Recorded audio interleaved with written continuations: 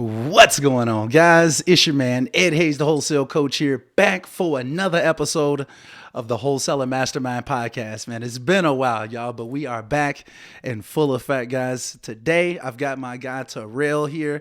He's going to be talking about how he's been out here at the early age of just 23, y'all, the tender age of 23. He's out here closing multiple deals per month, building a real estate empire out here, guys. So I'm really super pumped to have him come on. I think that this is going to be a special one. With me, that's a deal, right? That's a deal, right? That's a bet, right? That's a bet, right? That's a deal, right? That's a deal, right? That's a bet, right? That's a deal, right? That's a deal, right? That's a bet, right? That's a deal, right? That's a deal, right? Hey, coming down like precipitation. I ain't never met a... Man, Terrell, how's it going, my brother? How you doing over there? It's going great. Appreciate you having me on. Hey, it's my pleasure, my brother. So why don't, just for the people who may not know you already, just go ahead and give them a little bit of background info on you. Who are you? So, name's Terrell Hawkins, CEO of White Hour Investments right here. Recently just graduated from Penn State University, mechanical engineering degree. And I've been wholesaling for about a little over a year and a half. Been wholesaling since probably about like November last year, the year before last. That's when I learned about it and started my company in June of 2020. So really only been doing it full time for about 6 months or so and making some great strides.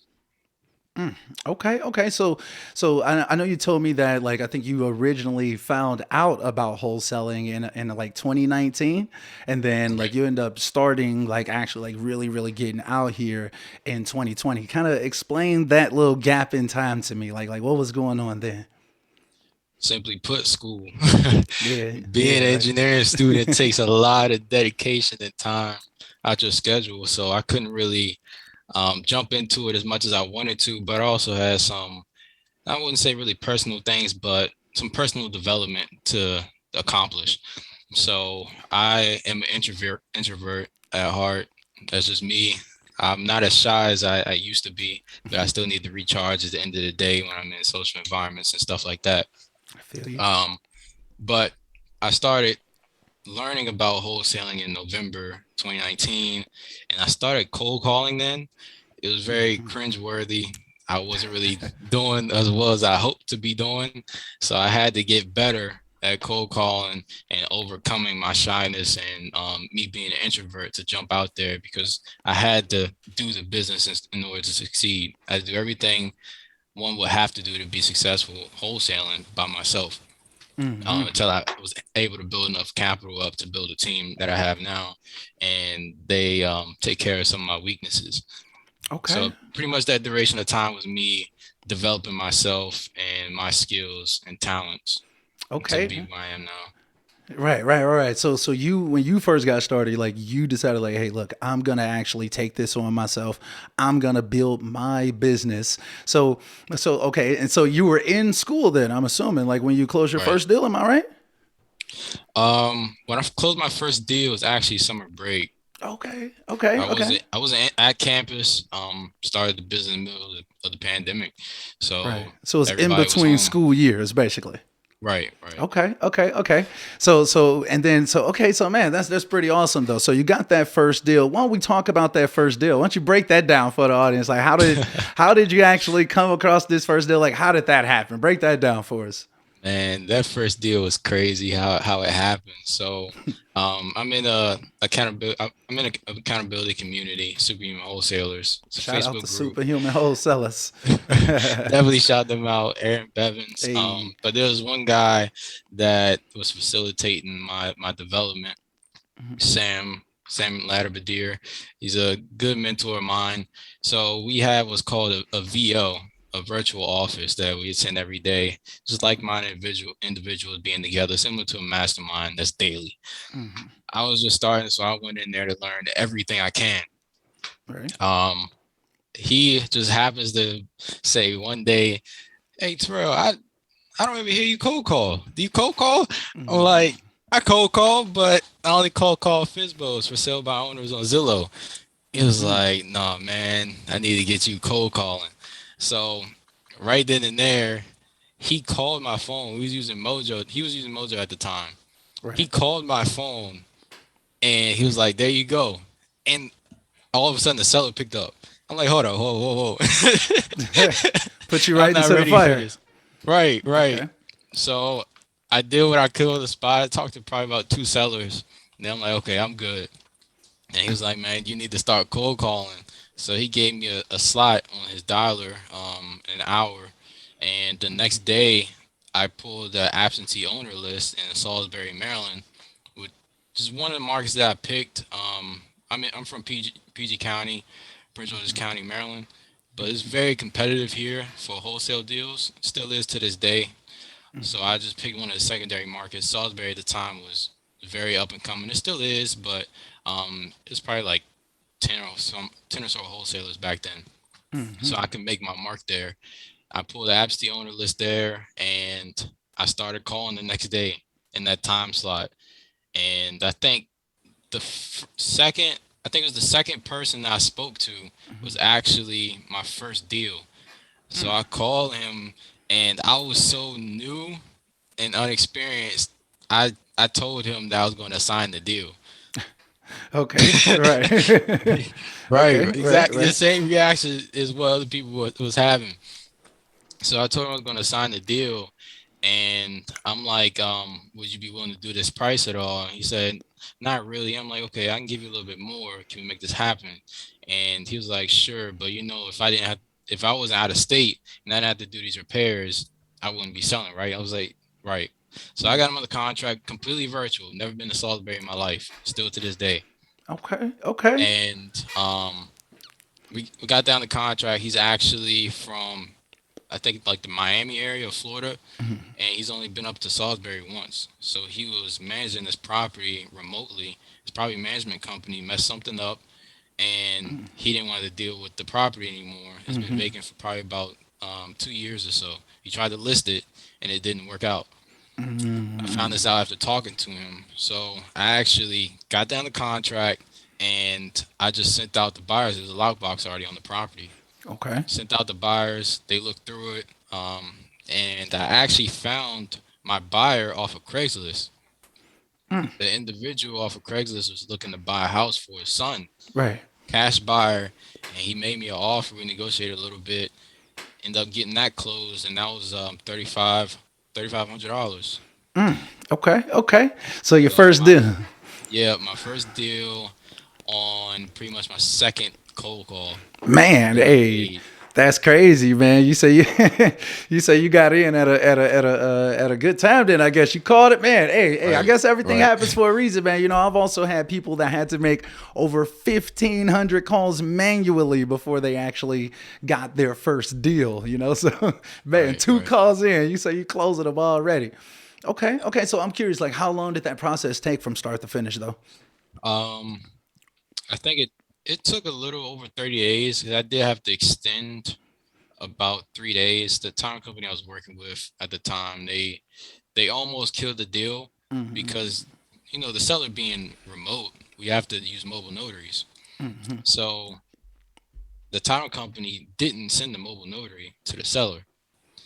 And this was the day of closing that they told me they don't have a mobile notary to send.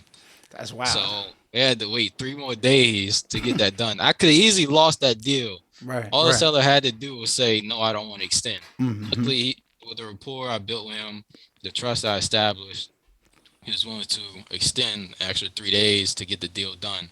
And I had to change title companies because they were messing stuff up. Right. Okay. Right. So it sounds like you had a lot going on that particular deal, but you end up Definitely. closing it. I mean, but a little bit over 30 days. That's not too bad neither. That's a pretty quick turnaround on a deal or whatever. Right. For the first one, especially. Versus like you having to go through probate issues. You waiting 90 days or something. You know what I'm saying? It Exactly. could get kind of Exactly. crazy. You know how these deals are sometimes. So, okay, but man, that's really interesting though, bro. So, okay, so you're in college. You closed that first deal. I'm curious, like, did you go back and like reinvest heavily, or like did you go blow some of the cash, or like how like how did you feel after you closed that first one? So I actually did a fair amount of research. I didn't have my company at the time.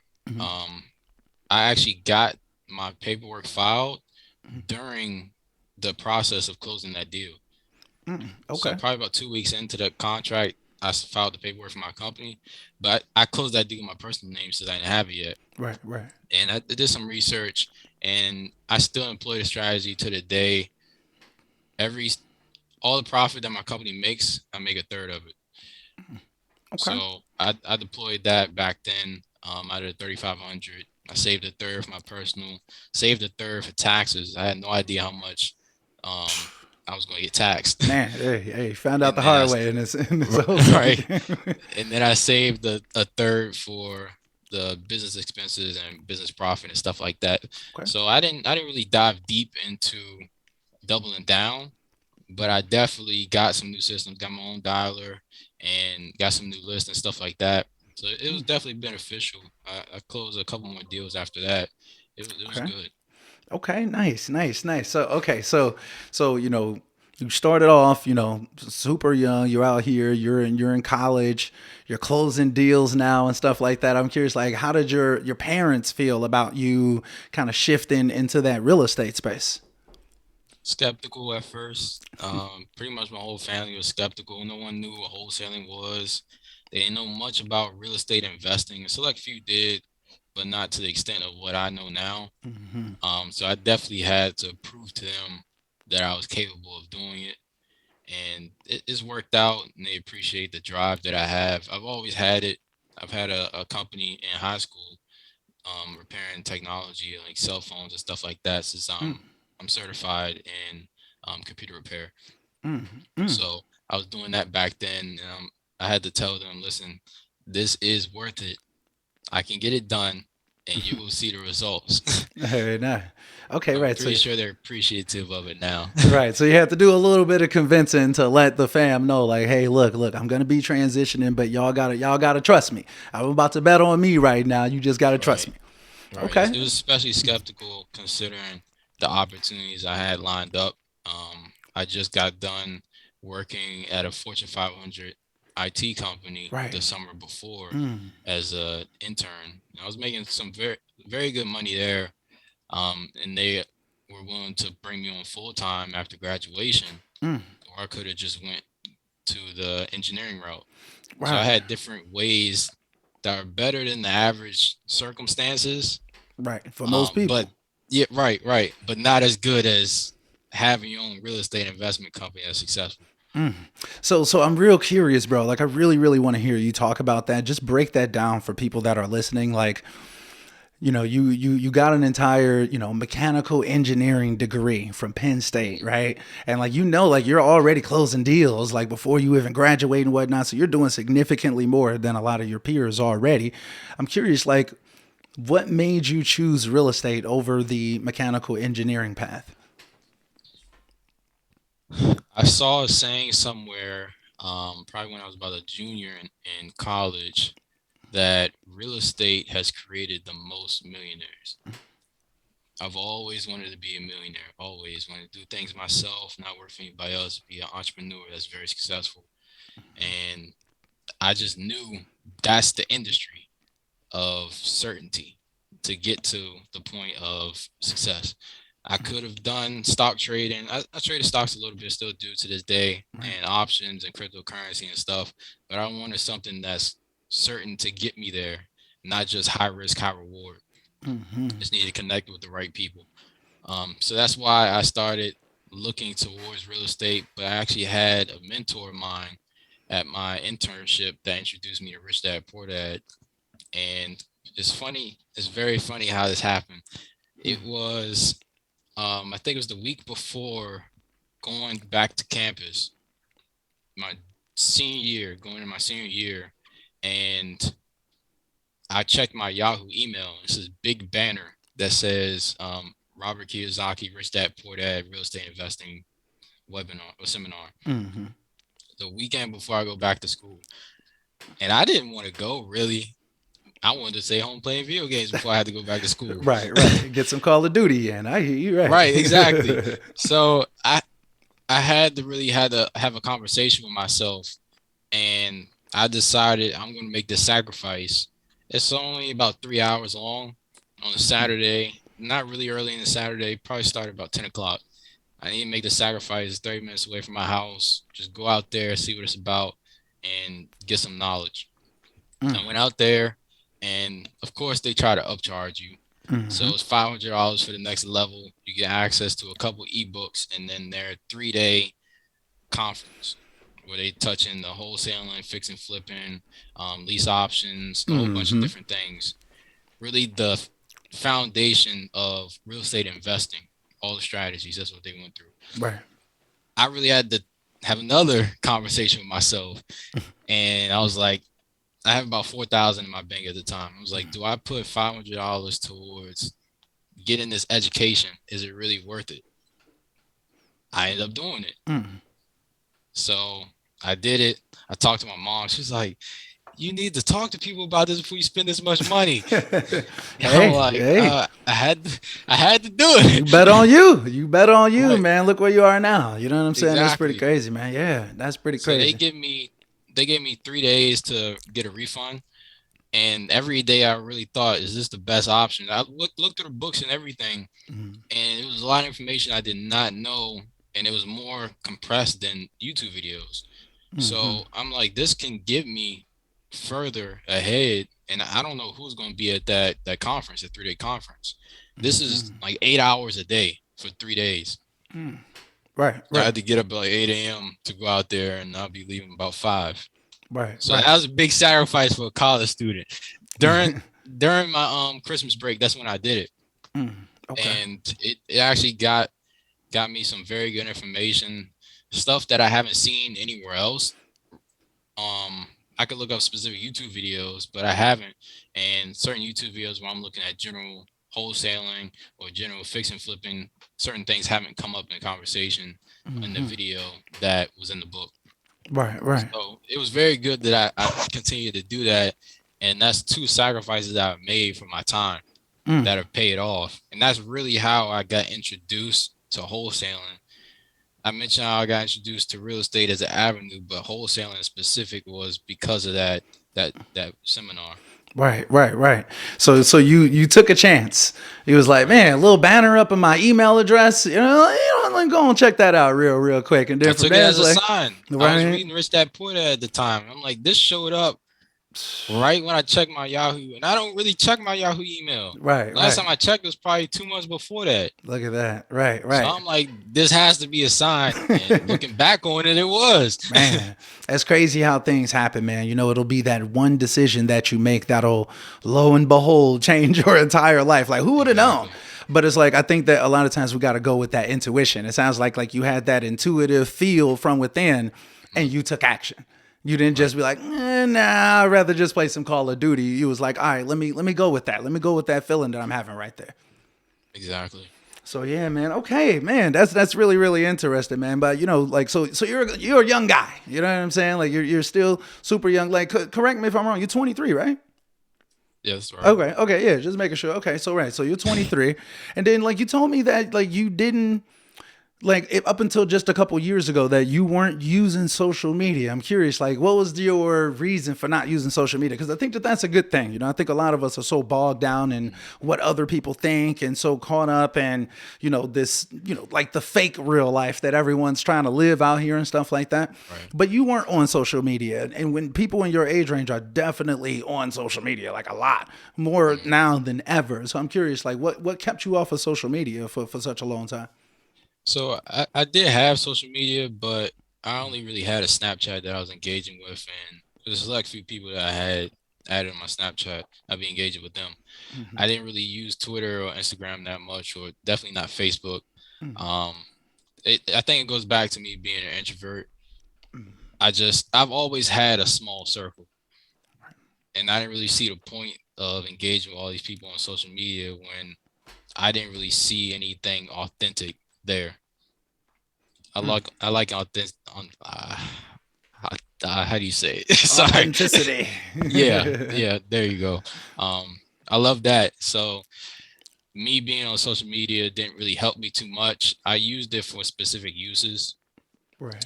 like looking at real estate investing, or if I'm trying to see what the popular stocks are out, stuff like that. Right. Right. Just knowledge based, not really engagement with other people. Right, right. And Okay. I ended up getting back into it because of the business.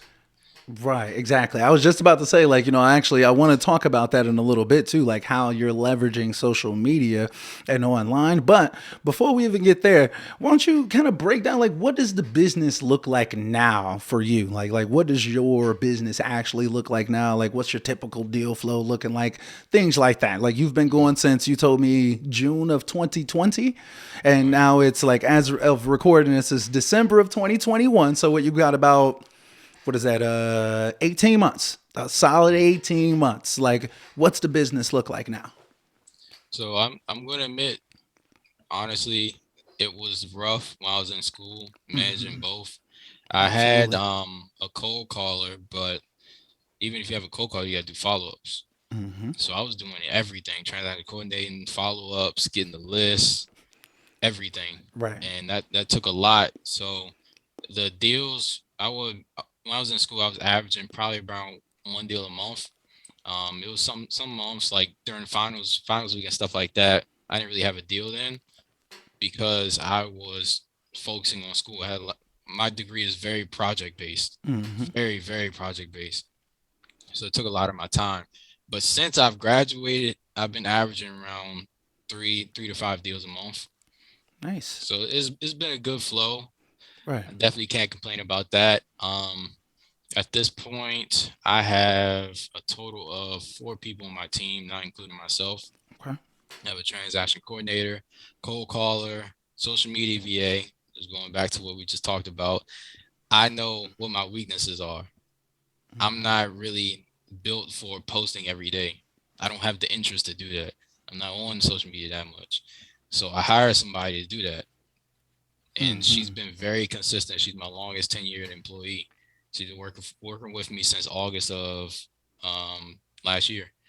So Nice. she's really good at what she does. And then I have an admin VA who manages some of my list. We do some MLS listings that we pursue. So she manages those, puts them in an Excel sheet for me, and a couple other things that I do. Okay. And all my team is virtual. Everybody's virtual.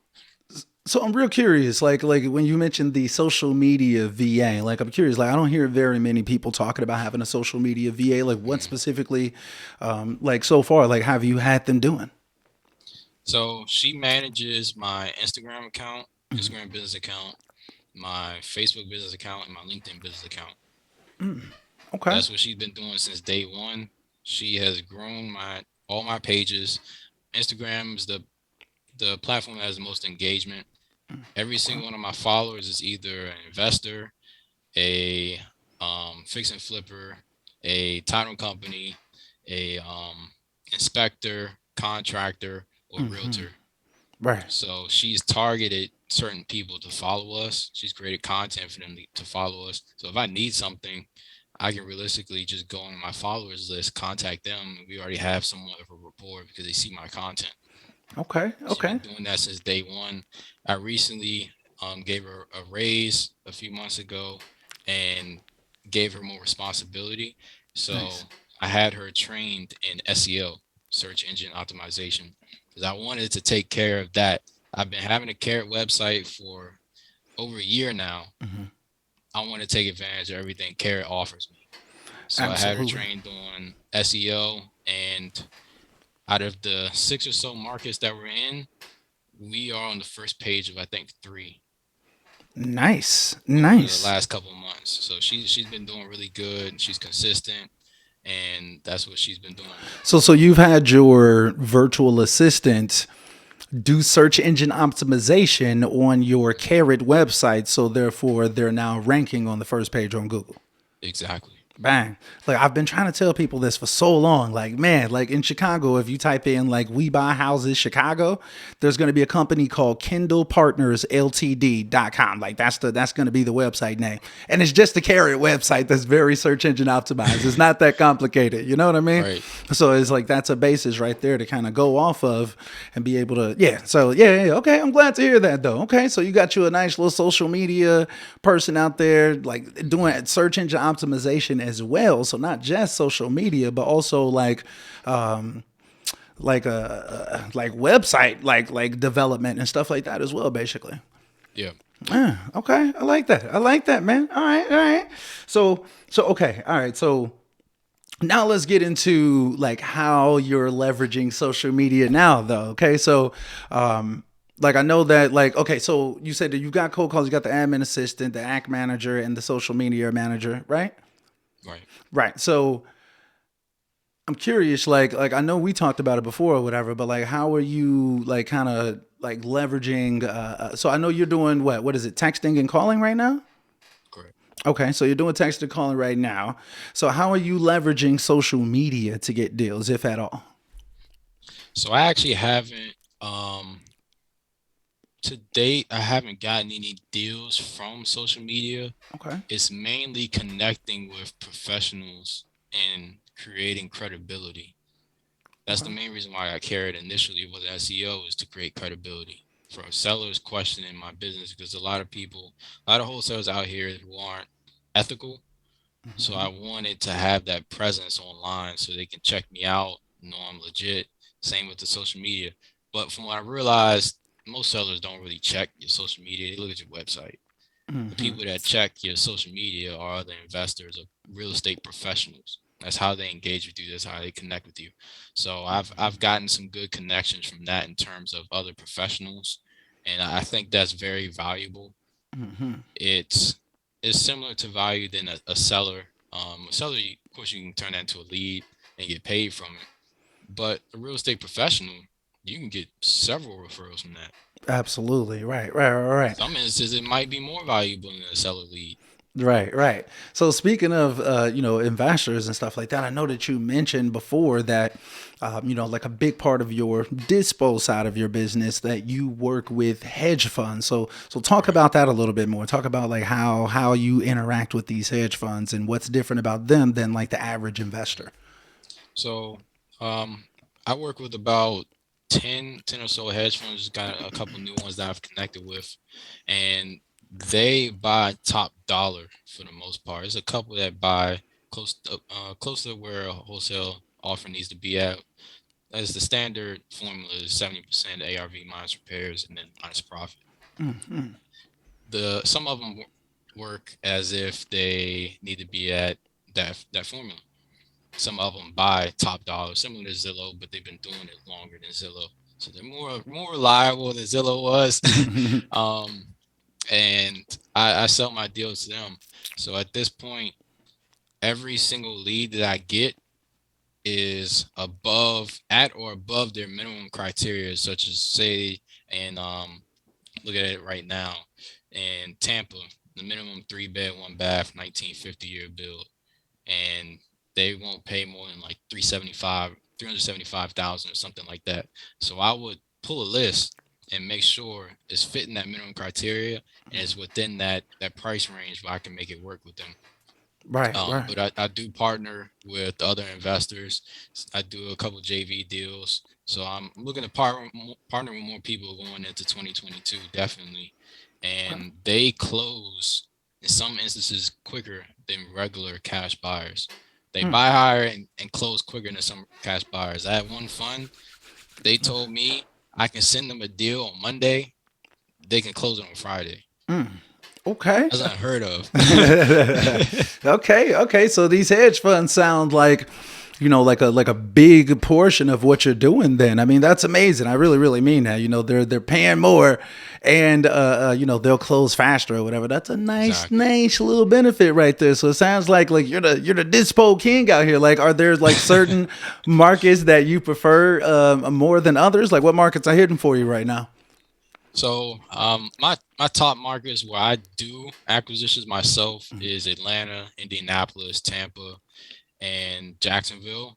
Okay. But hedge funds are buying several different major metro markets nationwide, like the DFW area, Houston, Charlotte, Raleigh, pretty much all the major Florida markets. You got Miami, you got Fort Lauderdale, Okay. Orlando, Fort Myers. Atlanta's a big one. Not sure if I mentioned that already. And Right. then you have Birmingham, you have Oklahoma City. So there's various different markets. It's a buy box, and the buy box evolves. pretty much every other week or so. Because Okay. I get new hedge funds and I add them to the buy box. But there is a certain amount that were the top markets, which is the ones I named. There's several hedge funds buying those markets. Atlanta, one of the hottest. Pretty much every hedge fund I Okay. work with buys in Atlanta. Okay. Hey, look, you may catch me out in Atlanta pretty soon too. So you know what I'm saying. We may have to chat ourselves, off camera and Sounds whatnot for good to real. me. So yeah, man. Okay. So that's what's up then, man. So it sounds like you have a lot of opportunity to be able to help a lot of other people get some deals disposed as well. Now I know I saw you over in the Facebook group the other day. You know what I'm saying? Caught you up in one of these Facebook groups, letting the community know that you are open to doing JV deals. So why don't you tell people a little bit more about that? How can they So work with you? you can DM me at whitehourinvestments.com. It's WHITEHOUR investments.com. That's my website. My Instagram is at Whitehour Investments. Same for Facebook. You can DM me on those. And if you have a deal that you would like to JV with me on, you can submit the deal to JV with whitehour.com. That's the form. Go straight to my Podio. I can manage it and hit you up the day or the next day about your deal to give you some feedback, see if I can work with it, and just get your additional confirmation, and I can send it over to the hedge fund. In terms of my buy box, I gave you a copy of the buy box, and in addition, you can DM me, and I'll give you my buy box as well. It might be a bit different than whenever you're listening, whenever I'm doing this podcast, but I'll send you the updated one whenever you DM me. Boom.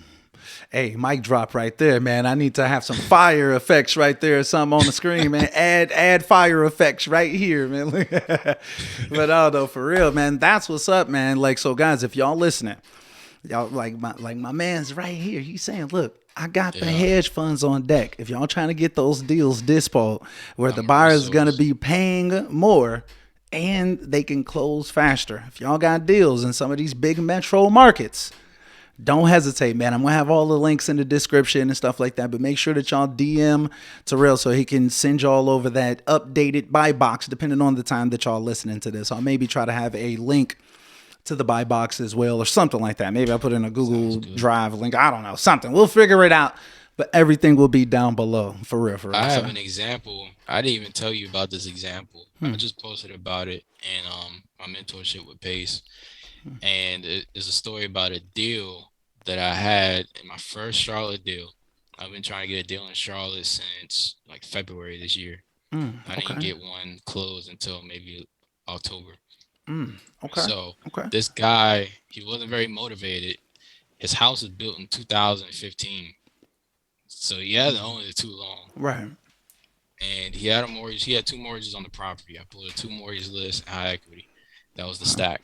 Okay. I called him. I sent him over a text message, and he says he's not really interested in selling, but he would sell for $330,000. I say, okay. So what can you do? Can you work with me on price? He was like, no, I'm not really interested in selling. If I'm going to sell, it's going to be for $330,000. I look at the Zestimate.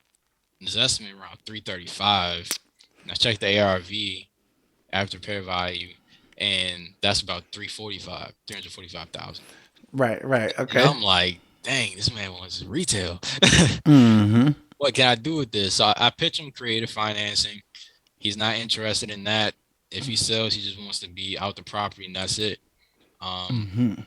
So I'm like, okay, I'll see what I can do. Can you give me a few days to see if I can meet you at 330? He said, okay, that's fine. Okay. So I sent it to my hedge fund. I was only working with one at the time. And guess what offer they came back at? 340. No, what? 345. 345. You said they came in over market price. Crazy. Like, It's so crazy, did this property need any rehab or anything like that? So you said that the guy wanted, what did he want? You said 330. They came in at 345. Yep. And you said the ARV was 345. Yep. So they came at 100% ARV. That's nuts. to buy that deal. Wow. It didn't really need any work. A regular wholesale is not going to look at that deal. Number one, because of the list tag, two more reason high equity. Mm-hmm. Because most of the time, that's people that's not really motivated. Mm-hmm. But Mm-hmm. for me, that's perfect because Exactly. I'm buying retail. I double close every property, so I'm Right. I'm literally buying these properties from them. Right. Right. I'm Right. buying retail price, selling it to the hedge fund, and I made 15,000 on that property. Yeah, that's crazy, man. That's crazy. So, okay. So then talk about transactional funding. Like, how much is that typically costing you for people who may not, what I'm saying, be familiar with it or Mhm. whatever? Maybe even tell them like what that is, and then like how much does that like on average cost you? Right. So I'll explain the double close a little bit first in order to go into the transactional funding. So you have a to B and a B to C transaction. A to B is the seller to, let's say, the wholesaler. And then B is the wholesaler, and C is the end buyer. So that's double close. There's two transactions. So with this guy, I was buying a deal from him. I reached out to my guy at doubleclose.com. He's my go-to for transactional funding. Hey, shout out to So doubleclose.com. Look. definitely, I definitely, never heard of them, but hey, salute to them though. Okay. they're really good. They can close in as soon as like 72 hours Boom. from when the close date is. They can Hey, fund a deal hey. for you. Nuggets They being fund dropped. everything. Nuggets being dropped, y'all. Y'all better be taking notes, man. Yeah, Okay, if you have okay. a good transactional funding person, they will not need the ID of the end buyer. I had one transactional funding person that said they needed the ID of the end buyer. Right. Well, you working with hedge funds, they're not going to give that up. Right. So Right. you need somebody that doesn't need anything, really just needs proof of funds. Right. So Right. Daniel, the CEO of doubleclose.com, he actually covers the full purchase price as well as all the closing costs. So if it's over 75,000 as the purchase price, then all you have to do is pay 1% of Okay. the money that it costs him to fund the deal. That's it. That's not too bad. 1%. Right. 1%. Okay. Okay. Okay. So all right. All right. Right. So very, very low cost. I try to tell people that's typically like the industry standard or whatever. I hear some people Mhm. like in a marketing sense trying to tell people like, oh well, sometimes you may get charged 4, 5, 6, 7%. I'm like, look, Right. if That's it's more than crazy. one, I'm probably gonna pass. I'm gonna be honest with you. Exactly. Like. Okay, okay, that's what's up then. All right, so all right. So you're working with the hedge funds. Hey guys, look, if y'all trying to get these deals dispo quickly, definitely reach out to Terrell. But I'm curious though, bro. Okay. So this is like the magic gem question right here that a lot of people are probably gonna want to know the answer to. Then, if you're willing to share it, and that's how do you actually come across these hedge funds? So there's a couple different ways. Networking is one. You can also go on LinkedIn Sales Navigator as well. Okay. And there's a software that I ended up getting, the top tier business to business software. It's called Zoom Info. You said Zoom info. ZoomInfo.com. Okay. Now I know a lot of people are going to check it out and they're going to hit the people up at Zoom Info, but disclaimer, it is very expensive. Very expensive. It's very, very expensive. So, The so, lowest plan that I got at discount is $8,000. woo. So Yeah, that's you have chunky. to be willing to sacrifice in order to get it, and Right. it's paid me back in volumes Mm, mm, for when I've had it. I got probably about 3 or 4 new hedge funds since I started using it. It's right. not only for finding hedge funds. That's just what I use it for. Right. It's the easiest way to do searches for hedge funds buying nationwide. Nice. So I Nice. can I can do that with that software. That's the top tier option, but you can easily just find them on LinkedIn. Right. There's Okay. lists out there, people selling a hedge fund list. You can just search up hedge fund list online, but they're gonna charge you around $400 or $600 for that list. And honestly, it might not be what you're looking for. I bought one before, Yeah. and it gives you information, but it doesn't give you exactly who you need to reach out to. You need to reach out to the acquisitions people. Right. Gotcha. That's really interesting. Okay. All right. So, man, that's a lot of game right there, man. Pure game right there. So you said Yeah. LinkedIn Sales Navigator, Zoom info. Look, like I Right. That's said, man. thousands in gems right Right, y'all better be there. taking notes, man. Look, I ain't never even heard of this. Look. Y'all better be taking notes for real, man. Okay. All right, so pure game, my brother. Pure game, man. That's why people come to this podcast, though. I'm not gonna lie. Every time that anybody comes on, I'm asking them like let's get like the pure gems up out of here. Like every single Yeah. conversation that I do with anybody. So I'm glad that you're willing to, definitely provide some value for the community, my brother.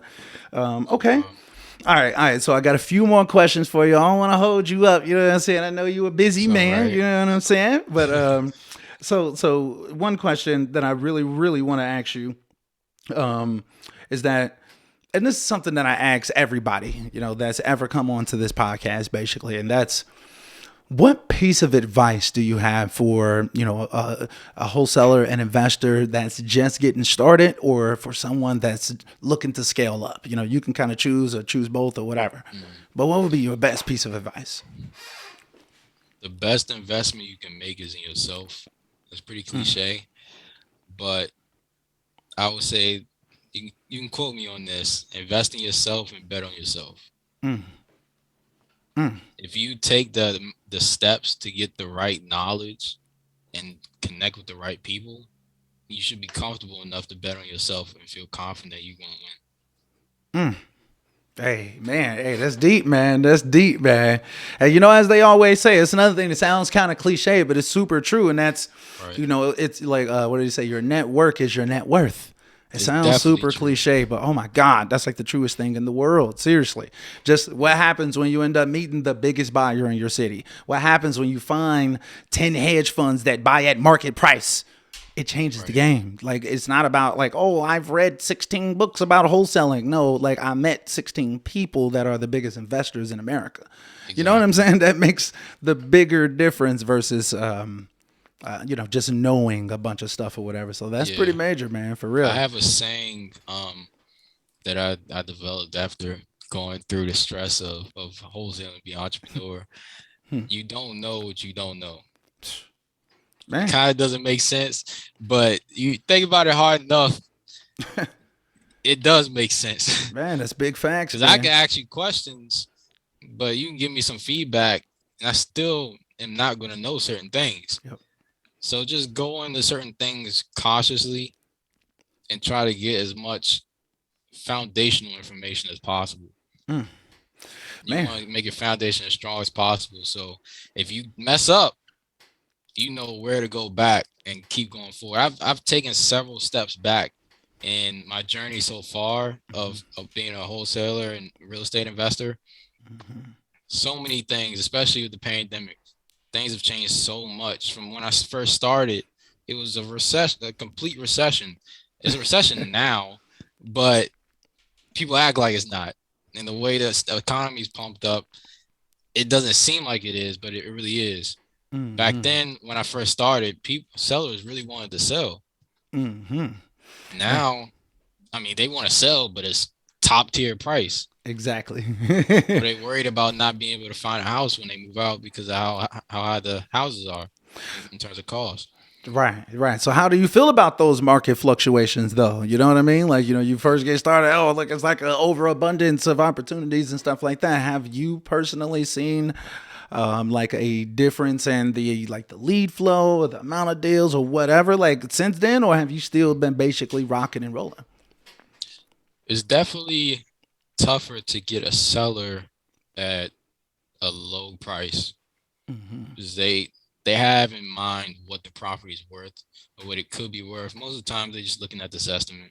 And professional investors know this estimate is not really accurate in most Exactly. cases. Yeah. You got to double check with the comps, comparable properties, and verify the ARV. But to be honest, there's still deals out here. I mentioned I'm only going in hedge fund markets, and they're only in markets that are the top markets in the country, excluding New York, New Jersey, and California. They don't touch those markets for the most part. Let's say Gotcha. Atlanta. Atlanta's extremely competitive. Tampa's extremely competitive. Right. Houston's extremely competitive. Mm-hmm. But you can get deals there. It's going to be a little harder to get them where you ideally want them. Mm-hmm. 70% minus the repairs. But with me changing what I was doing, only pursuing hedge fund leads, I'm not too affected. They can Exactly. give me Right. a retail price. I can give them a retail price in some instances. Right. If I Right. can't give them a retail price as a cash offer and I double code it with the hedge fund, I can do creative financing. Mm. There's a lot of strategies that new wholesalers don't employ, but they probably should focus on getting there in the near future. You don't Mm. need to know them right now. You don't need to know creative financing right now. That's something you need to be thinking about, putting tools in your tool belt. Mm-hmm. And I've been trying to tell people that for a little bit of time as well. Like I know that you told me that you're in Pace Morby's sub two community. That's shout out to those guys over there Shout out to because them. I mean, like seriously, that's a great community in terms of learning how to do creative finance and stuff like that. So if you guys are interested, just know that Terrell himself, he actually, what I'm saying, he's in that community. So if y'all want to learn more stuff on the creative stuff, that may be where you want to Well go right worth at it. this moment. Yeah, 100%. Shout out to Pace Morby for sure, for sure. So, but Definitely. what was I gonna say though? Man, so that's real interesting though. It's funny how you're just 23 years old. You're on the podcast talking like a grizzled veteran. You know what I'm saying? Like, hey, look, you don't need to know this right now. You know what I'm saying? Man, you need to be thinking about that. Like, hey, look, I see you over there, bro. I see you. Look, but so I'm curious though, man. Like what kept you out of that like analysis paralysis though? Because a lot of wholesalers, I've talked to people all across the world like trying to get into wholesaling. Many of them have known about wholesaling for literally 4, 5, 6, 7, 8, 9, 10 years. Like what it caused you to actually keep going and take an action and not just get stuck? Like what would you say about that? Like how did you deal with that? So I was stuck in analysis paralysis. I'll be upfront about that. But I also had to realize I was running out of time. I didn't really want to work for anybody after I graduated. I didn't go to school to work for somebody. I went to school to get knowledge to be an inventor. That's why I went for mechanical engineering. Right. But I don't mind working for somebody until I get to a position where I can have my own company and be stable. Mm-hmm. I just wanted to do as much as I can to have my company when I graduated and pursue that. So I needed to learn as much as I can, but at the same time, have actual experience doing it. Mm-hmm. Right. So it's like You learn the best through experience. mm-hmm. And trial and error is a huge way to keep going with wholesaling. Now, I'm gonna say this for your whole audience. This new wholesalers need to hear this. They might see stuff on TikTok or Facebook, Instagram ads, whatever. I don't care where you see it from. You might be thinking, oh, wholesaling is easy. I can just get in, make some money, and it'd be easy. No, no. No, sir. You need to have a passion for something in real estate in order to be sustainable and successful. If you want to get in and just think about doing a couple deals, you're going to burn out. You're going to come up with a situation where you're too stressed out, you want to give up on the deal, and then you're going to be done. There's been times like that. I made $30,000 on one deal that first summer that I started. It was my third deal. I almost lost that deal 4 times because of various situations. I tell you, I was stressed. And I wasn't even in school at the time. It was summer break, but I endured through it because I knew that I wanted this to work. I needed this to work in order to prove to myself that I'm capable of being an entrepreneur. Not just having a business in high school, having a fully established business with a team in the future, and I could be a millionaire based on my business. I knew I had to get it done. So that's the main motivation between me getting out of the analysis paralysis, and I was also battling me being an introvert again. So I told you the story already. When I was first cold calling, I went down the hall to my study room. I left my dorm, went to the study room, and I had my laptop and a notepad. So I skip trace the list, put it from prop stream, skip trace the list, and I had prop stream up. I was calling sellers through Google Voice, hand dialing. Man, I got on the phone with one seller, the first seller, and after saying hi, I hung up. Right. He's like, you literally hung up on the person. I hung up. I'm not proud of it, but that goes to show where I was in my wholesaling real estate investing journey. I was extremely unconfident in what I was doing, but I needed to make it work. So I kept going. Yeah, I hung up on probably about 5 sellers because I was just so nervous. I got further in the conversation each call, and I was reading the script, TTP script. Shout out to Brent Daniels. Hey. I was reading that script because I didn't know what else to say. I was trying to memorize it. It just didn't fit me, but I was trying to make it work. And I was get further in the sentence, a paragraph, and I'll hang up the phone because I messed something up. Damn. You say I kept going. I kept going. funny. Perseverance. Perseverance is the key. And not even just being in real estate, being an entrepreneur. Shoot, in life, everybody's been through the pandemic. You had to persevere through the pandemic. So apply those same principles when you going through college, or when you went through high school and you graduated high school, or whatever your circumstance is where you went through something tough. Apply that to your business. Make this a business, not just a couple deals. Right. So it sounds to me that that's exactly what you did. Like you basically, it was more than just, oh, I need to get a deal and da da da da da. You made it something a lot bigger, and it seemed like you were more than willing to face that adversity to actually get there. You didn't shy away at the face of adversity. You stood up and was like, hey, I could take some more. Run me some more of that. I got this. It's nothing. That's what it sounds like. Crazy because I used to hear about entrepreneurs saying being an entrepreneur takes a lot of sacrifice. Being successful takes a lot of sacrifice. And I'm like, I've been successful so far. And I'm like, what sacrifice are they talking about?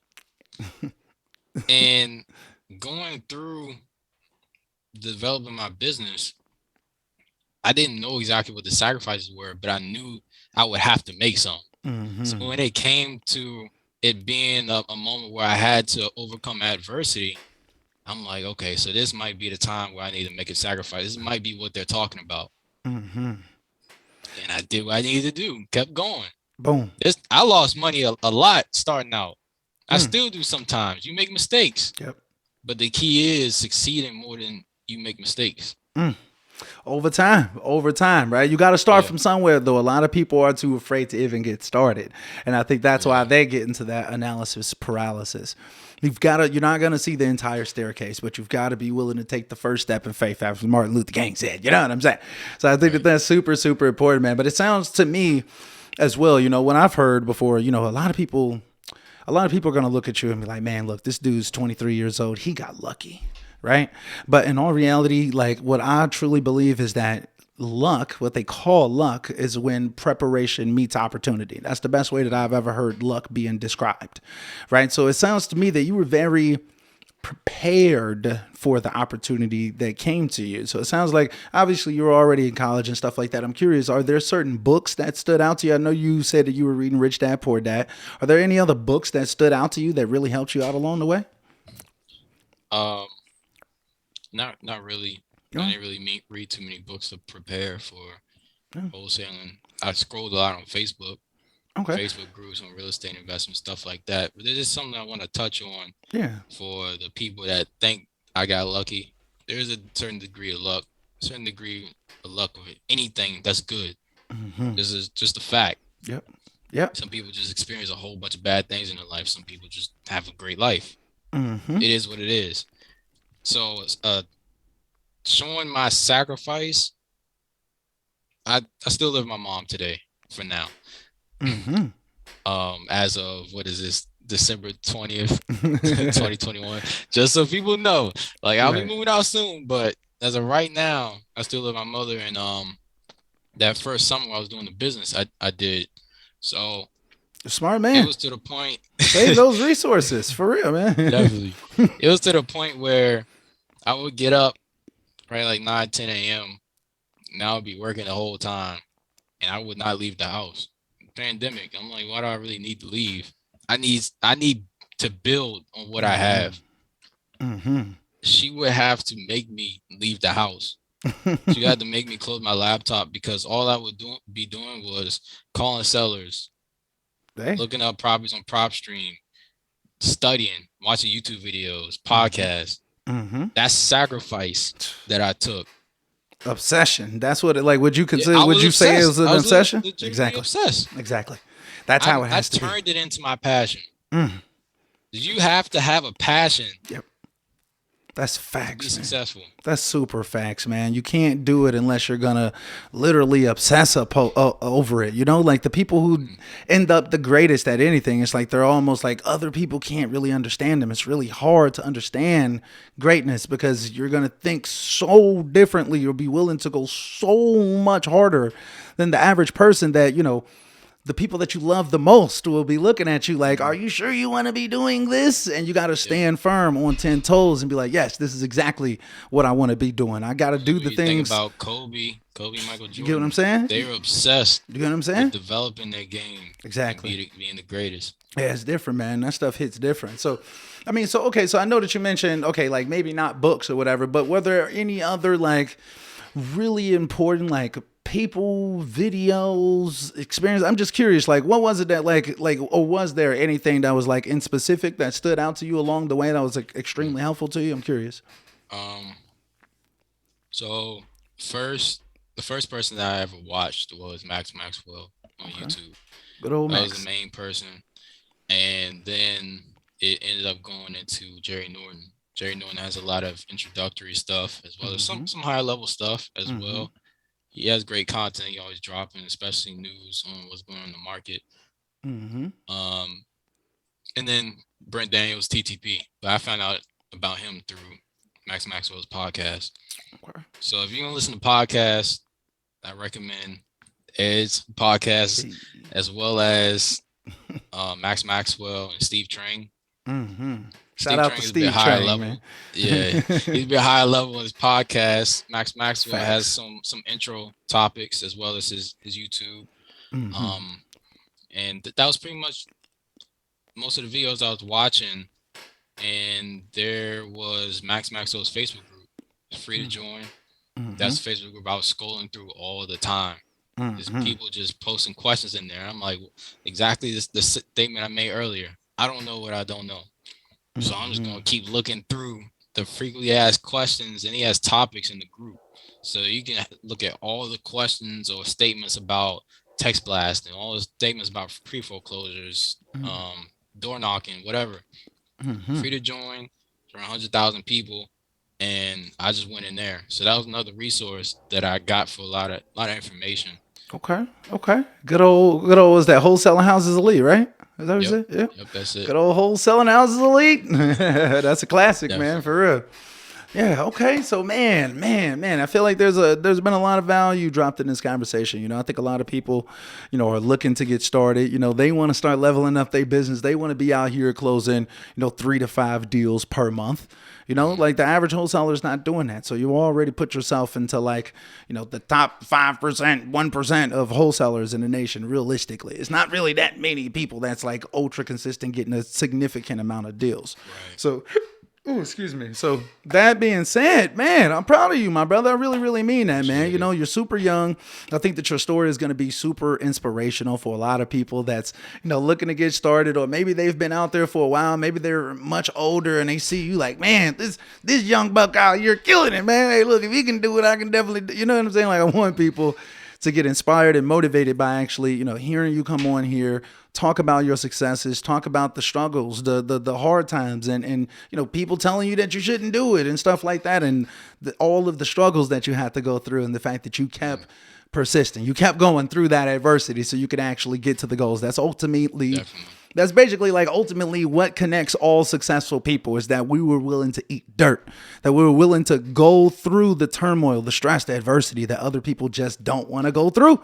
That's what makes the biggest difference, man. But it seems like you've learned that at a very early age, man. So salute to you, my brother. Like you're on pace Thank you. to be in the real estate Hall of Fame, my brother, for real. I Get you a hope I get first tier there, Hall of man. Fame banner, my brother, for real, man. So I'm curious, real quick though. Like I'm curious, like what's your plans like with your own real estate and stuff like that? Like I know that you disclosed to me. I don't know if you want to tell the audience, but like I know you disclosed to me that you just had some, like a big boy month, like last month or something like that or whatever. Mhm. I'm curious, like what's your own like real estate plans or whatever in terms of like you buying properties and stuff like that? Do you own any properties already? If not, like what's your plans on actually purchasing something if you have them already?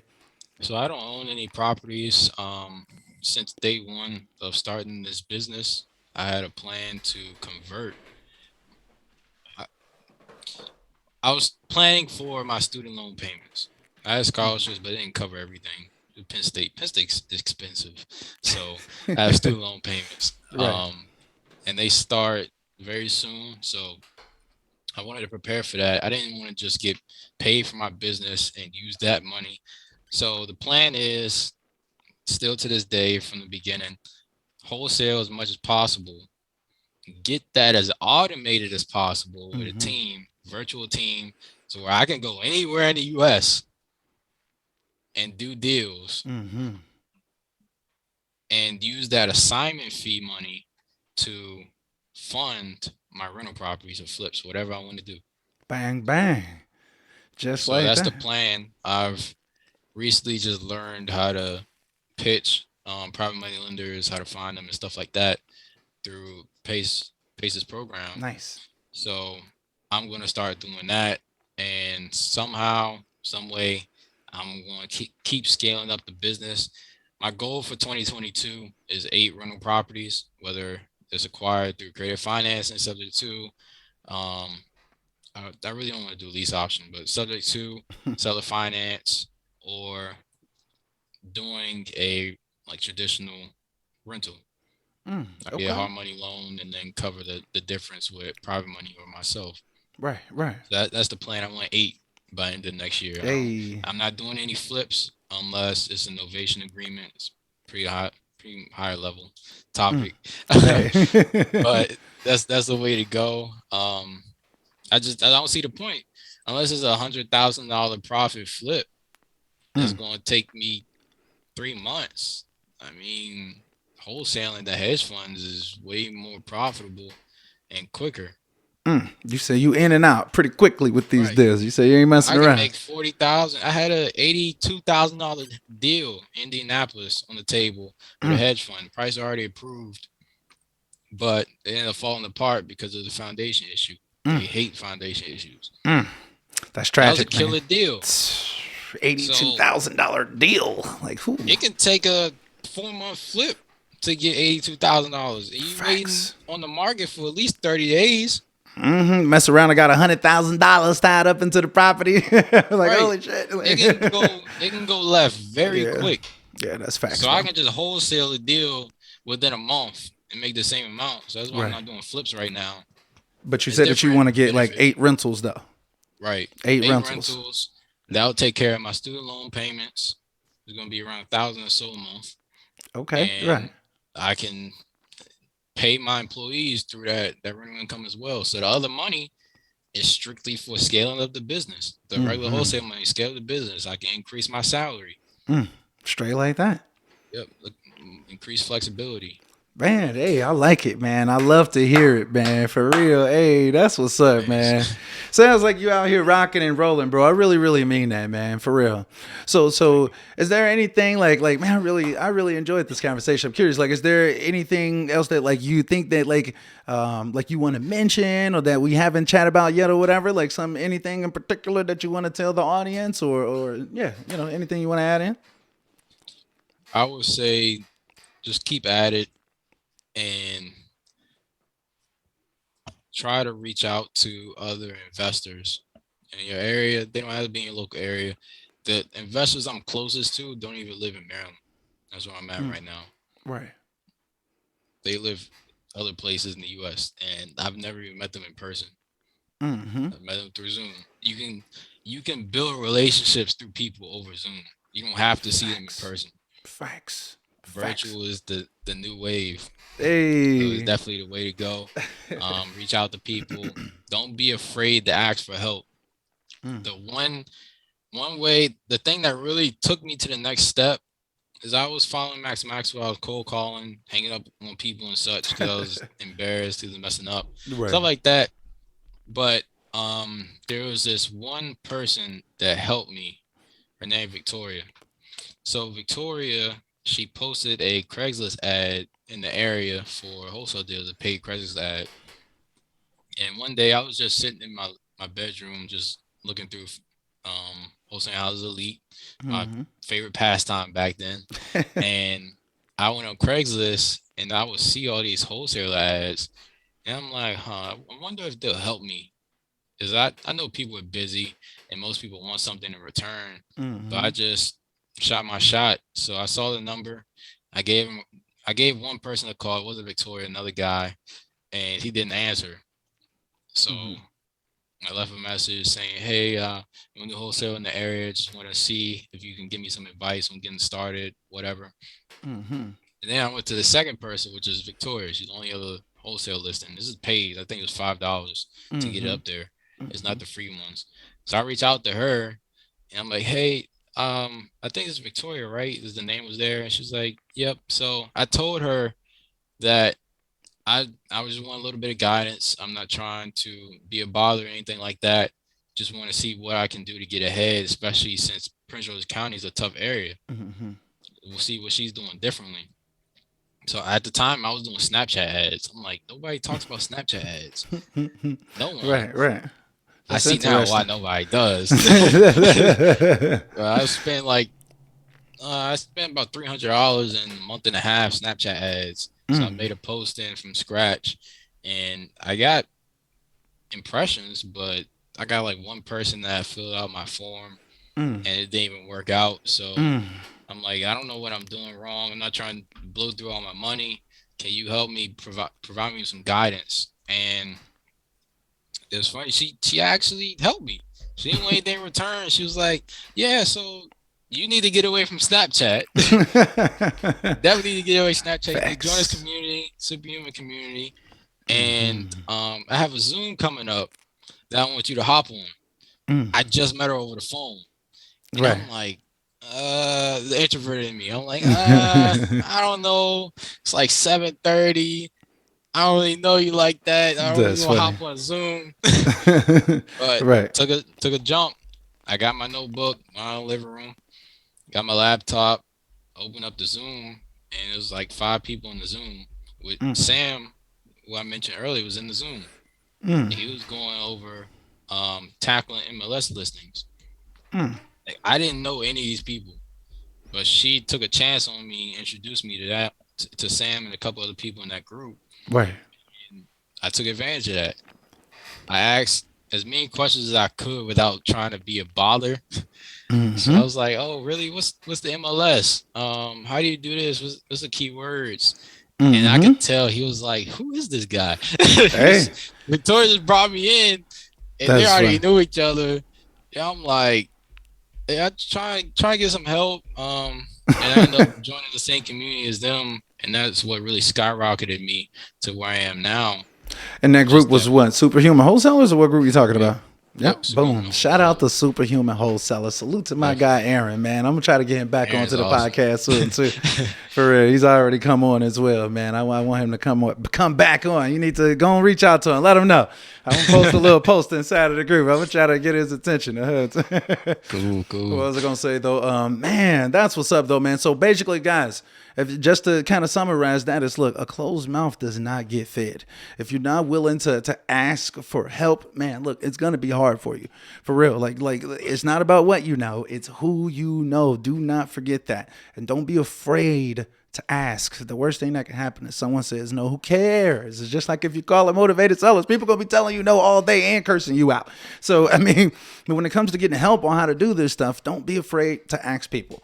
Plenty of people reach out to me all the time and ask me questions, and I give them all types of advice and help all the time. So it's just like most people are just scared to ask. You know what I mean? So don't get me wrong. Like, I may not be able to respond to everybody. I don't want y'all to think that, start blowing me up or whatever. I'm just saying, very often I'm going to reply back and actually give you some game or something like that. As long as you're not making me read a novel, then you're good to go. But yeah, though, man. People don't really get it. Real estate, it's about houses. That's not how you succeed. Just thinking about houses all day. It's about Real people. estate's about people. Yes, sir. You think if you buy a flip that you can't talk to anybody, you can get money? No. You gotta manage the contractors. If you don't manage the contractors, you gotta manage the property manager. Who gonna manage the contractors? Facts. You sell your house on the market, you gotta talk to the realtor. If you're trying to wholesale, you gotta talk to sellers. You don't talk to sellers, you gotta talk to your VA. You don't talk to your VA, you gotta talk to the title company. You gotta talk to somebody. Exactly. You're not gonna be able to play like a bench warmer role if you're trying to build one of these businesses. You're gonna have to hop on these calls. Completely behind the scenes and be a full-time integrator. But you have to work It's with somebody possible. else, Right, or partner with exactly. somebody to do that. Exactly. It's like you're gonna have to. Exactly. I feel like most people, for the most part, like realistically, should be trying to start off doing their own thing, just like you got started, actually getting into the field yourself, making the calls yourself.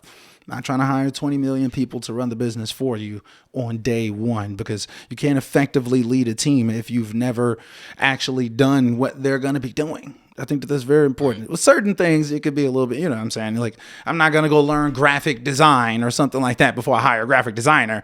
But like, like at the same time, if you're going to hire a cold caller as a wholesaler, make some calls yourself. Do yourself a favor. Anyway, though. There's one thing my mom really engraved in me for being an entrepreneur, because she is one herself. It's know what your employees are doing, what they're supposed to do.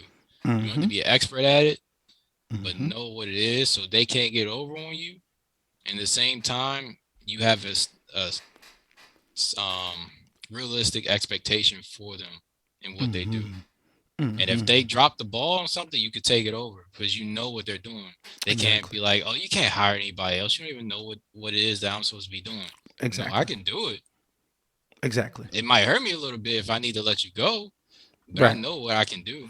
And I can do your job. You don't want your whole business to be in the hands of a virtual assistant in the Philippines somewhere or something. In other words, you got to be actually running your business. You don't want like, oh, the VA's down, then literally no calls are getting made and no one's dispoing the deals. And yeah, it can be tragic out there because the power goes out very often. So if you're just putting everything in the hands of your VA, then it's going to be rough for you once again. Don't they have the typhoon going on now? Oh, I don't even know. That's tragic. If so, man, salute to the people out in the Philippines, man. Dang, like, man, that's tragic. But anyway, so man, hey, though, my brother, man, it's been a pleasure having you on here, though, man. Like, yeah, guys, look, I'm going to have the links for Terrell down in the description of this video, so you can reach out to him if you're trying to JV with him, trying to just reach out to him, network, link up, stuff like that. Remember, it's not about what you know, it's about who you know. So definitely link up, network, shoot some deals over. Let's break some bread out here as always, man. So Terrell, any final thoughts before we wrap it up? Take action. Hey, straight like that. No time wasted, man. So look, I'm going to leave it right on that, guys. I hope that y'all staying healthy and staying blessed. Make sure that y'all hit that like button, subscribe to the channel. Come back for some more of these wholesaling mastermind interviews, man. When we get the heavies out here to come on, give the game. You get what I'm saying? We having conversations out here, man. So till next time, guys, we are out.